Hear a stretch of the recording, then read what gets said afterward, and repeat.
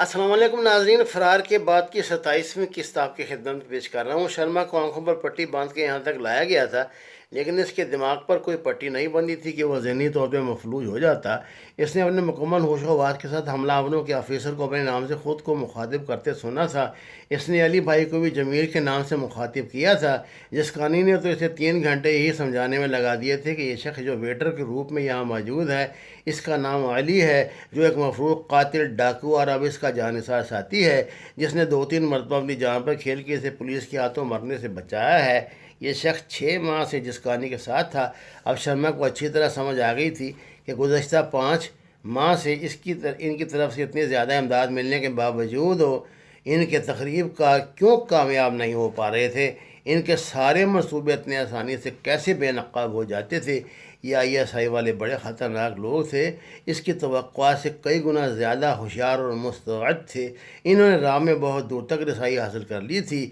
شرما نام سے اسے مخاطب کرنے والا اس دنیا میں سوائے سوامی مہاراج کی اور کوئی نہیں تھا۔ سوامی مہاراج جو راہ کا بہت بڑا عہدیدار تھا، اس کا باس بھی تھا۔ شرما کے کئی نام تھے، لیکن اس کے انتہائی خاص لوگوں کو اس کے شرما ہونے کا علم تھا۔ کیا ان لوگوں کے ہاتھ سوامی مہاراج کی گردن تک پہنچ گئے ہیں؟ کیا انہیں راہ کے اس محفوظ ترین سیف ہاؤس کا علم ہو گیا ہے؟ یہ لوگ وہاں تک کیسے پہنچ سکتے ہیں؟ شرما تو اس سوچ سے ہی رض اٹھا کہ ISI کی رسائی سوامی مہاراج تک ہو گئی ہے، کیونکہ راہ کا غیر ممالک میں بچھا جال اس آشرم کے سہارے چل رہا تھا۔ سوامی مہاراج کے ذریعے تو راہ غیر ممالک میں آپریٹ کرتی تھی۔ اسے رہ رہ کر انسپکٹر جمیل کی باتیں یاد آ رہی تھیں۔ جس کہانی گدھے کے بچے تو نے ہمیں مروا دیا۔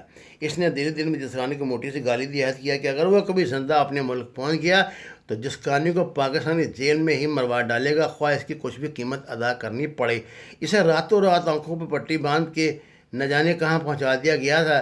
رات کو کسی نے اسے کچھ نہیں کہا۔ اسے معمول کے مطابق اس کے سیل میں کھانا پہنچایا گیا۔ شرما جانتا تھا اس کے کسی سوال کا کوئی جواب یہاں سے نہیں ملے گا، اس لیے اس نے کسی سے کوئی سوال نہیں پوچھا تھا۔ دوسرے صبح ناشتے کے بعد اس کی ملاقات میجر افسر صاحب سے ہوئی۔ میرا خیال ہے مسٹر شرما، آپ کو سوچنے سمجھنے کے لیے خاصا وقت مل گیا ہے۔ اس نے شرما کے شکل میں نظر پڑتے ہی کہا، دیکھو مسٹر، تم جو کوئی بھی ہو، تم نے قانونی دستاویزات پہ سفر کرنے والے غیر ملکی کو ناجائز حراست میں رکھا ہوا ہے۔ یہ بین الاقوامی قوانین کی سرین خلاف ورزی ہے۔ شرما اپنے پیروں پہ کھڑا تھا۔ اچھا مسٹر شرما، تم نے بہت عقل مندی کی جو مجھے اس بات سے آگاہ کر دیا۔ واقعی میں نے بہت بڑی غلطی کی ہے۔ میرے خیال سے تمہیں رہا کر دینا چاہیے، شاید اس طرح ہماری غلطی کی تلافی بھی ہو جائے۔ کیا خیال ہے تمہارا؟ افسر صاحب نے طنزیہ لہجے میں کہا، میں آپ کو وارننگ دیتا ہوں، اگر میرے ساتھ کوئی زیادتی ہوئی تو اس کے خلاف سفارتی سطح پہ زبردست احتجاج ہوگا۔ آپ لوگ مجھے جانتے نہیں، میں کوئی معمولی بندہ نہیں ہوں۔ شرما نے بظاہر اس کی بات سنی انسنی کرتے ہوئے کہا، مسٹر شرما، اب آپ یہ تو نہ کہیے کہ ہم آپ کو جانتے بھی نہیں۔ اگر نہ جانتے تو اتنی تکلیف ہی کیوں دیتے؟ میں اس بات کا علم تھا کہ آپ کوئی غیر معمولی آدمی نہیں ہیں۔ ہمیں اس بات کا علم تھا کہ آپ کوئی معمولی بندے نہیں ہیں۔ ہم نے اس بات کا اہتمام کر لیا ہے کہ آپ کی غیر معمولی حیثیت کے پیش نظر آپ کو غیر معمولی موت سے دوچار کیا جائے۔ مسٹر شرما، کیا خیال ہے تمہیں اس بنگلے میں واپس لے جا کر سانپ سے ڈسوا دیں؟ لیکن وہاں ہی کیوں؟ کسی 5 اسٹار ہوٹل کمرے میں کیوں نہیں؟ سانپ تو کہیں بھی آ سکتے ہیں۔ مسٹر شرما، بچے نہ بنو، تمہیں علم نہیں کہ تم کہاں پھنس گئے ہو۔ یہاں سے بچ کر نہیں جا سکتے۔ مجھے کل آنے والے مال کی جگہ کا پتہ چاہیے۔ آج تم یہ بتاؤ گے؟ یہ میں کہہ رہا ہوں، تم نے اندازہ کر لیا ہوگا ہم جو کہتے ہیں اسے منوانے کی ہمت بھی رکھتے ہیں۔ مسٹر شرما، مجھے کل راہ کی طرف سے تقریب کاری کے لیے آنے والے سامان کی تفصیل اور جگہ کا صحیح پتہ چاہیے، سمجھے تم؟ اور ہاں، یہ بات ذہن میں رکھنا کہ اگر ہم نے سوامی مہاراج کے آشرم میں آنے والے تم جیسے گدھوں پر مکمل نظر رکھی ہوئی ہے۔ شرما، تم بھول رہے ہو کہ تمہارا مقابلہ کس قوم سے ہے۔ اچانک ہی میجر افسر صاحب کو خیال سوچا۔ اس نے اندھیرے میں تیر چلا دیا، بے وقوف تم لوگوں کو علم نہیں کہ سوامی کی آشرم سے بھاگنے والی لڑکی گیتانجلی ہمارے لیے کئی سال سے کام کر رہی تھی۔ اب جب اس کا کام پورا ہو گیا، ہم نے اسے واپس بلا لیا۔ جانتے ہو تم؟ شرما کے دماغ پر اس بات نے پوری قوت سے ہتھوڑا چلا دیا۔ تو کیا گیتانجلی پاکستان کی انٹیلیجنس کے لیے کام کر رہی تھی؟ اس نے سوچا، تبھی تو وہ اتنا آسانی سے نکل گئی، مدن لال کو مار کر بھی نکل گئی۔ اس کا مطلب ہے وہ دونوں جو اس کے ساتھ فرار ہوئے، دراصل اس کو نکالنے آئے تھے۔ اس سے آگے اس کا دماغ شال ہو گیا۔ میجر افسر صاحب اس کے چہرے کی بدلتی کیفیت کا جائزہ بڑی باریک بینی سے لے رہا تھا۔ وہ جانتا تھا کہ شرما کے اندر کیا جنگ چل رہی ہے۔ تم بالکل صحیح سوچ رہے ہو شرما، وہ دونوں اس مشن پر گئے تھے۔ افرا صاحب کا دوسرا حملہ پہلے سے بھی زیادہ جاندار تھا۔ دیکھو مجھے کسی بات کا علم نہیں، میں کچھ نہیں بتاؤں گا، شرما نے پاگلوں کی طرح چلاتے ہوئے وہ کہا۔ ٹھیک ہے نہ بتاؤ، جس کا نہیں بتا دے گا۔ میں تو تمہیں ایک موقع دینا چاہتا تھا کہ اپنے افسران کے دلوں میں تمہارے لیے کوئی رحم کی گنجائش پیدا کر سکوں۔ مسٹر شرما، شاید تمہارا دماغ اس صدمے سے ابھی تک سنبھل نہیں پایا۔ تم نہیں جانتے کہ ہم تمہارے لیے کوئی قانونی گنجائش بھی باقی نہیں چھوڑیں گے۔ مسٹر شرما، تمہیں گولی مار کر ہم تمہاری لاش کو بھارتی ساحلوں کے نزدیک پھینک دیں گے، بھارتی سرحد کے اندر پھینک دیں گے، اور وہاں گولی بھی تمہیں BSF کی رائفل سے ماری جائے گی، تمہارے ملک کی سرحد کے کم از کم 1 کلومیٹر اندر لے جا کر۔ وہاں تم کون سے قانون کی دہائی دو گے؟ ہم یہ سب کچھ کر سکتے ہیں۔ اگر اب تک تمہارے ساتھ نہیں ہوا تو اس لیے کہ میں ڈیل کرنا چاہتا ہوں۔ میجر افسر صاحب نے اس کو ذہنی طور پہ مفلوج کر دینے کے لیے بڑا زبردست نفسیاتی حملہ کیا تھا۔ میں سوچتا ہوں، شرما نے سر پر دونوں ہاتھ رکھ کے کہا۔ سوچو؟ افسر صاحب نے اس کے سامنے کھڑے ہو کر کہا۔ لیکن یہاں نہیں، مجھے تنہائی چاہیے۔ ٹھیک ہے، ہم تمہیں اکیلے بند کر دیتے ہیں۔ میجر افسر صاحب مسکرایا۔ اس نے میز کے کونے پر لگا پش بٹن دبایا۔ 2 مستعد جوان اندر داخل ہو گئے۔ اسے تنہائی چاہیے، سوچنے کے لیے وقت چاہیے۔ اس نے جوانوں کے طرف دیکھ کر مسکراتے ہوئے کہا۔ Okay sir. ان میں سے ایک نے جواب دیا۔ دوسرے نے شرما کا بازو پکڑ کے اسے کھڑا کر دیا۔ وہ اس کی آنکھوں پہ پٹی باندھ کے یہاں تک لائے تھے، اب اسی طرح آنکھوں پہ پٹی باندھ کر واپس لے جا رہے تھے۔ انہوں نے شرما کو اسی بلڈنگ کے اندرونی حصہ دیکھنے کی مہلت نہیں دی تھی۔ شرما کے ہاتھ پکڑ کر وہ اسے 5 منٹ تک چلاتے ہوئے ایک جگہ پہنچ کر رک گئے۔ انہوں نے شرما کے بازو چھوڑ دیے۔ 3 منٹ بعد اپنی آنکھوں کی پٹی اتار لینا۔ خبردار، اگر اس سے پہلے اتاری تو زندگی بھر کے لیے اندھے کر دیے جاؤ گے۔ شرما کو اپنے کانوں کے نزدیک سرگوشی سنائی دی۔ اس کے ساتھ ہی ٹھک سے لوہے کا دروازہ اس کے عقب میں بند ہو گیا۔ اپنے اندازے شرما کے لیے تفتیش کا یہ طریقہ بالکل نیا اور بڑا ہی خطرناک تھا۔ ابھی تک کسی نے اسے ایک تھپڑ بھی نہیں مارا تھا اور وہ بخلا گیا تھا۔ اپنے اندازے کے مطابق 3 منٹ گزرنے کے بعد جب اس نے آنکھوں سے پٹی اتاری تو اسے یوں لگا جیسے وہ ساری زندگی کے لیے اندھا ہو گیا ہے۔ اس کے چاروں طرف اندھیرا ہی اندھیرا تھا، گپ سیاہ اندھیرا۔ پہلا تو شرما نے یہ سمجھا کہ دیر تک آنکھیں بند رہنے کی وجہ سے کچھ دکھائی نہیں دے رہا، تھوڑی دیر بعد نارمل ہو جائے گا، لیکن 3 منٹ 4 منٹ تک جب اسے کوئی نظر نہ آیا تو بخلا گیا۔ پاگلوں کی طرح اس نے تیزی سے چند قدم آگے بڑھائے تو اس کا سر کسی دیوار سے ٹکرایا، وہ گر پڑا۔ انتہائی گھبراہٹ کے عالم میں اس نے ہاتھوں سے دیواروں کو ٹٹولنا شروع کیا تو اسے اپنے اندھے ہونے کا یقین ہونے لگا۔ اچانک ہی اس کی آنکھوں میں بھن بھناہٹ سی گونجنے لگی۔ اب یہ بھن بھناہٹ نمایاں ہو رہی تھی۔ یہ دراصل میجر افسر صاحب کے ساتھ اس کی گفتگو کا ٹیپ تھا جو رک رک کر چل رہا تھا، جس میں میجر افسر صاحب نے اسے بتایا تھا اسے کسی طرح قانونی موت سے دوچار کیا جائے گا۔ اندھیرے میں روشنی کی کرن بھی کہیں سے نہیں آ رہی تھی۔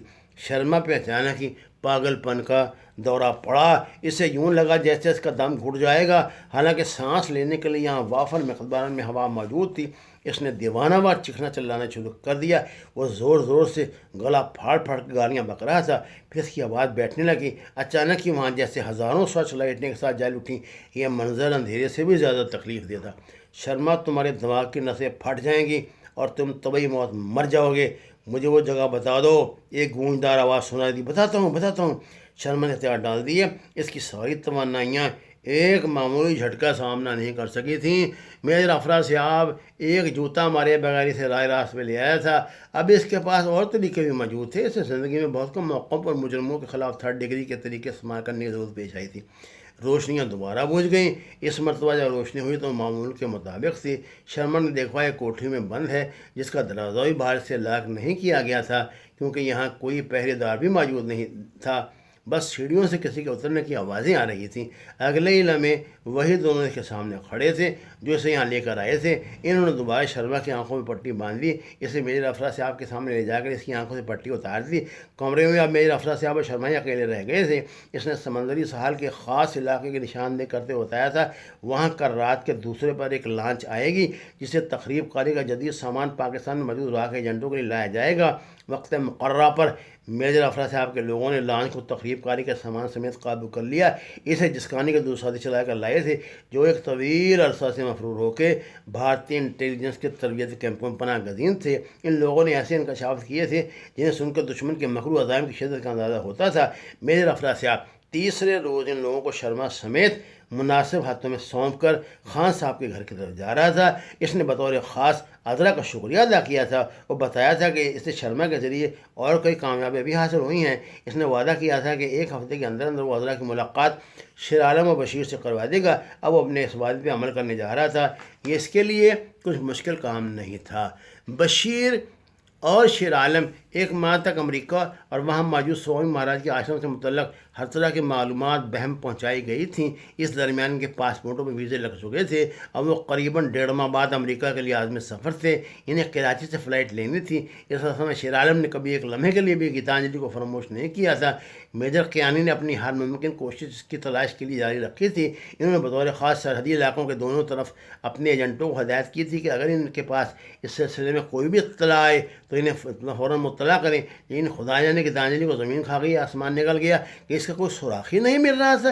میجر کیانی نے بلاخر نتیجہ اخذ کیا تھا کہ وہ خوف زدہ ہو کے روپوش ہو گئی ہے اور نہیں چاہتی کہ اس کے متعلق کسی کو علم بھی ہو، اور اگر وہ اس کی تصاویر بھی اخبارات میں شائع کروا دے تو بھی شاید وہ ان سے رابطہ نہ کرتی۔ یوں بھی ابھی نے زیادہ فکر اس بات کی تھی شیر عالم اور بشیر کسی طرح امریکہ میں موجود سوامی مہاراج کے آشرم میں گھس جائیں اور وہاں آنے والے پاکستانی غداروں پہ نظر رکھ سکیں۔ راہ نے غیر ممالک میں جاسوسی اور تخریب کاری کا جال پاکستان کے خلاف پھیلا رکھا تھا۔ اسے ننگا کرنا اب ان کے لیے ناگزیر ہو چکا تھا۔ وہ ایک پروفیشنل اور محب وطن انٹیلیجنس آفیسر تھا اور اپنی تربیت کے مطابق اس کی نظر ہمیشہ مقصد پہ رہتی تھی۔ اب جو شیر عالم و بشیر اپنے مشن کے لیے جا رہے تھے، ان کی شکلیں آج سے 4-5 ماہ پہلے والے شیر عالم و بشیر سے بالکل مختلف تھیں۔ اس 1.5 ماہ کے دوران ان پہ خاصی محنت کی گئی تھی۔ پاکستانی انٹیلیجنس کی ہر ممکن کوشش تھی کہ دونوں کو آشرم میں ان کے شناسہ بھی نہ پہچان سکیں، اور اس سے اس سلسلے میں خاصی کامیابی بھی نصیب ہو گئی تھی۔ دونوں دوسرے نام سے عام شہری کی حیثیت میں سفر کر رہے تھے۔ لاہور سے کراچی پہنچنے پر انہیں فلائٹ تبدیل کرنا تھی۔ لاہور سے جہاز اڑ گا اور دوپہر کو کراچی پہنچ گیا۔